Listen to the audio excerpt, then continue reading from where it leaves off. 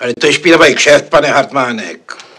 Pane premiére, to, o čem tu mluvíme, se nedá nazvat ani obchodem, ani snad spekulací. Je to docela prostá transakce, kterou vám nabízím, protože si vás vážím a protože právem slujete miláčkem národa. A jak to chcete, pane Hartmánek, provést? Věc je docela prostá. Některé naše elektrárny mají kotle zavedené na hnědé uhlí falknovského revíru, jež je nejhorší kvality. Ministerstvo, které faktury těchto elektráren proplácí, to ovšem neví. Nic nebrání tomu, aby proplácelo uhlí černé, dobré kvality. A rozdíl by plynul na jisté konto. Ale to je trochu nepoctivé, pane Hartmáneku. Není, pane premiére, není. Ty peníze prostě leží na ulici. A když se člověk sehne, aby je zvedl, je to projev spíše šetrnosti. A co za to? Je to výraz mé hluboké úcty, pane premiére. V současné době bych vám nemohl pomáhat, protože situace je velice napjatá. My finančníci nepočítáme nikdy s okamžitým ziskem. Pane premiére, zde je číslo jistého konta.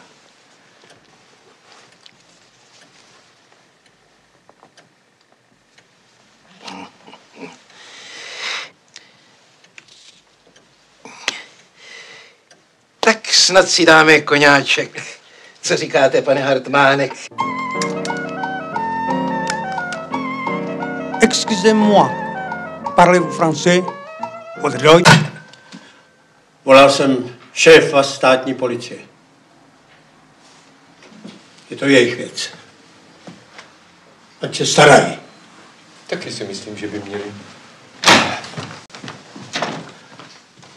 Mám pro vás zprávu, ovšem nezaručenou. Chystá se atentát na ministerského předsedu. Báječně. Zde je prosím seznam osob, které třeba zatknout. Cože, vy jste o tom věděl? Ne, ale my jsme připraveni na každou eventualitu. Výborně. Výborně. Ostatně ten seznam se nemění. Žádám 2 oddíly policie, 2 autobusy na dopravu, další požadavky sdělím během akce. A pokud by snad došlo k nějakým nečekaným komplikacím, což prakticky doručuji, pane policejní prezidente.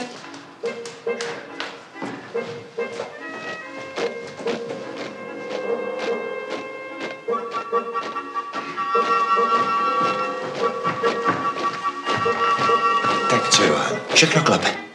Klape, jak račte slyšet. Za barákem je už jedna kompanie policie a tohle je druhá. No to máte pravdu. Ale to přece nejde. Jak to mohlo jenom prasknout?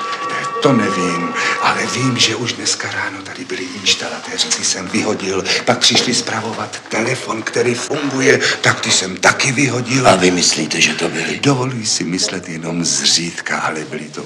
No to je ovšem hrůza. No to nemůžeme absolutně teď potřebovat. Václave, jak to vypadá? Úplně špatno. No,